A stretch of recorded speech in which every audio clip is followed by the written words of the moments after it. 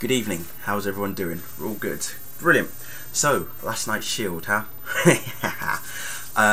Just watched it again, and just to pick out a few more pointers from it. I mean, my main focal points were really on, obviously, the end scene with Clark in the new look suit. Did you also notice that as the camera panned round Clark and we got the front view of him, the flag that was behind him sort of like blew as if it was part of a cape kind of thing. Someone actually mentioned that to me on YouTube. I thought, actually, yeah, that works. I like that. The Carter Hall Lois Lane conversation, as I mentioned last night, was pretty interesting, and it was so meaningful as well.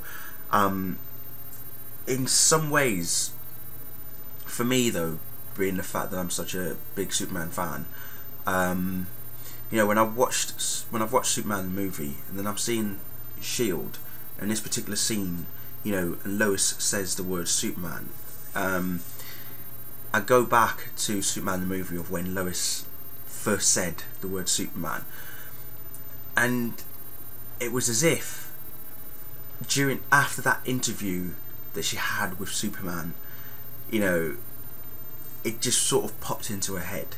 Whereas here with Carter Hall in Smallville, he pronounced a German word, you know, Übermensch, and she translates that to a Superman.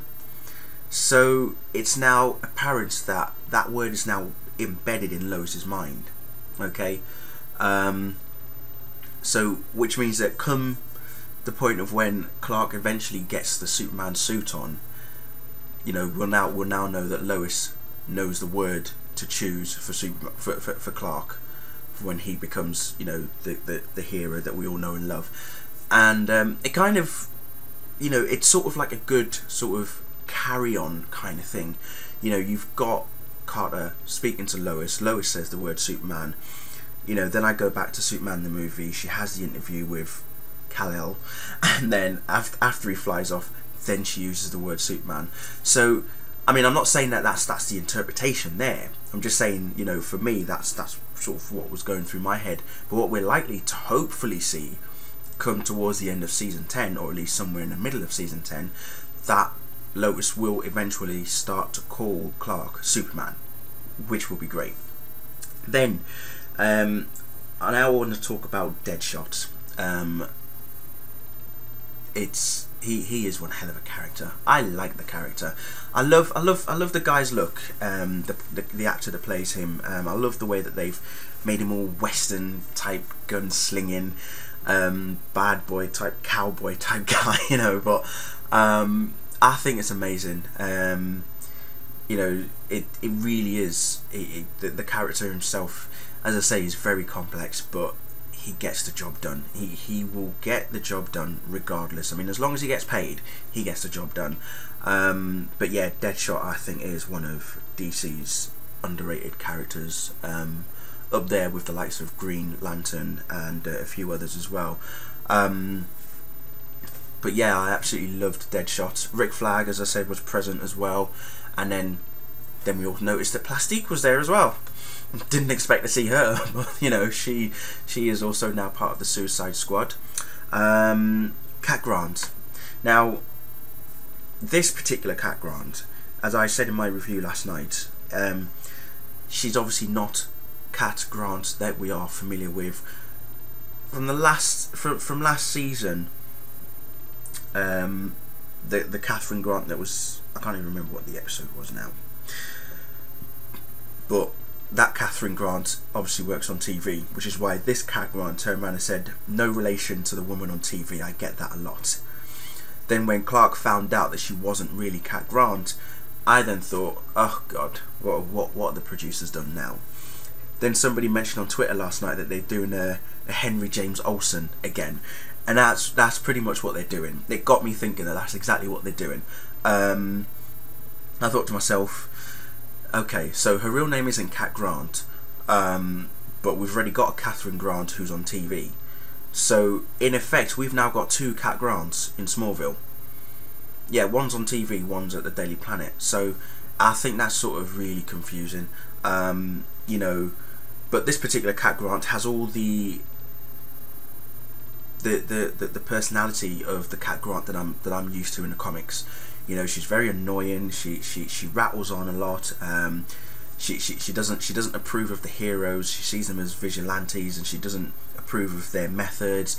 And that, you know, in particular, like in the World of New Krypton stories that happened in the comics this last year, Cat Grant pretty much goes up against Supergirl and totally hates Supergirl. So who knows, maybe if our Cat Grant, Kerry Lynn Pratt Cat Grant, remains in season 10, if there's going to be a confrontation between her and Kara, because that would be awesome. But yeah, I think it was kind of wrong for the producer to actually turn this Cat Grant, you know, that she used the Cat Grant name to hide her true identity. It should have just been Catherine Grant from the word go. Had it been that it was the Catherine Grant that we saw from season 9, being played by a different actress, then I would have been alright with it. But now, as I say, we've got 2 Cat Grants, so that pretty much sort of confuses a lot of people. So, but unless you know your comics, then you'll know that the Cat Grant that we saw in Shield is pretty much the Cat Grant that we are used to in the comics. So yeah, that's alright. Where else am I going? Yeah, I want to talk a bit more about the end scene, because it got a lot of people excited, especially me.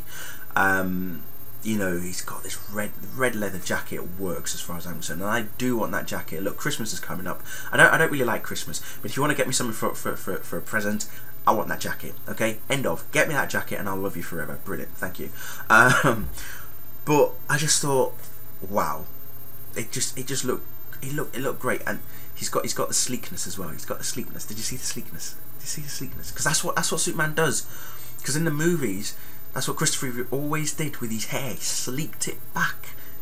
So, you know, it's all about aerodynamics. I mean, yeah, okay, my hair is shaved, but you know, it's all about the flight and the aerodynamics. And it did look like he was going to fly. I think he was going to fly. I don't care what anyone says. The guy dropped the plane ticket, for heaven's sake. Come on. Standing at the rooftop of the Daily Planet, and then you drop your plane ticket. It's not like as if you turn around and say, oh shit, I've just dropped my plane ticket. How the hell am I supposed to get to Egypt now? No. He just thought, hey, I'm just going to drop my plane ticket. I'm going to fly to Egypt. Woo!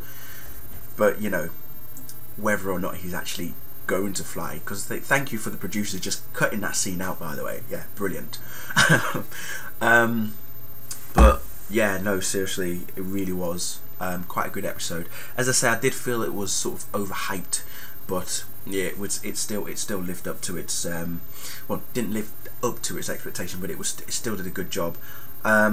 Just want to talk a bit more as well about Oliver Queen. Now, through no fault of his own, obviously he's going to look for Chloe. He wants to know where Chloe is. Chloe has completely taken herself off the radar. You know, that far off the radar that you can't even find Chloe Sullivan anymore. And as far as Ollie is concerned, it was all Tess's doing, but it wasn't, because there was a love letter written by Chloe that Ollie thought Tess had written, and when Tess started reading it out, I just kept thinking, wait, what do you mean Chloe has loved Oliver more than anybody else? She was married to Jimmy. She's always had a thing for Clark. So how can Oliver Queen, who she was, you know, having a booty call with for about 5 months, be her shining white armor, shining white knight in leather? You know, someone help me there, please. I mean, I know all my Clolly fans are going to get a bit angry about what I'm about to say, but I think now, you know, as I said in my review last night, I think it's way too forced. I think now, yeah, Chloe has traded her life for Oliver's to protect Oliver, because she knows that he's got a bigger destiny than she has, you know, being a hero and everything. But come on, it's time to pair Oliver with Dinah, okay? Green Arrow, Black Canary. That's how it works. Please don't change it. I don't want a Clolly endgame, because that's not how it works in DC. Okay, there is no Chloe and Oliver in DC. There shouldn't be any Chloe and Oliver in Smallville. Yes, okay, the producers want to change it a bit, that's fine, but stop, okay? It's got to stop, alright? Because I don't want to see Oliver going down a dark path for the 3rd time, by the way, because he's lost someone that he loves, okay? You know, let's just put a lid on it now, okay? And all my Chloe and Oliver fans, please don't have a go at me. This is just me because I'm a big comic book fan. I read my comics. I'm used to Green Arrow and Black Canary. That's what I'm used to, okay? So yeah, have it at that. Think of it what you will, but that's what I'm going to say on the subject matter. Leave it there. I just want to say one more thing. Big thanks to everyone who has subscribed, all my new subscribers. Late last night, obviously whilst I was asleep, I passed 1,000 subscribers. I honestly never in a million years would ever think that that would happen. So really, I thank you all from the bottom of my heart. Seriously, right there. Okay. I'm still trying to work out on a prize that I'm going to give the 1,000th subscriber. I've already sent the message to the person who has become my 1,000th subscriber. I'm trying to work out on what I'm going to do and what I'm going to send them. But seriously, never in a million years would I have expected to have gone over 1,000 subscribers. So honestly, thank you all. You guys really do enjoy my videos. I know I can get a bit, or I do sometimes, you know, go a bit angry at some of yous, and I do videos and, like, you know, tell you off, but it's because, you know, you have to understand that I know things that a lot of people won't know. And if someone says to me, oh, by the way, did you know about this? I'll say, well, yeah, I already do. You know, that's why I'm on Twitter, okay? You guys have to get on Twitter. If you're not on Twitter, seriously, get us yourselves on Twitter, because that's how I find out information, and that's how I do the videos to release said information for you guys as well. I've said it a number of times. People are still not listening, so please follow me on Twitter, okay? My Twitter account will be at the bottom. Just click on it, follow it. If you haven't got an account, create an account, follow me. Even if it's just me you're following, I don't care. Do it. You'll find other people that I follow who also do stuff with Smallville and Superman and anything that you like regarding the DC era as well. You know, you want to get the information as much as I do, do it, okay? Follow me on Twitter, because I do retweet a number of info, so there's nothing you won't miss, okay? Trust me. Brilliant. Right, so again, thank you all for watching, and I'll see you next week. Goodbye.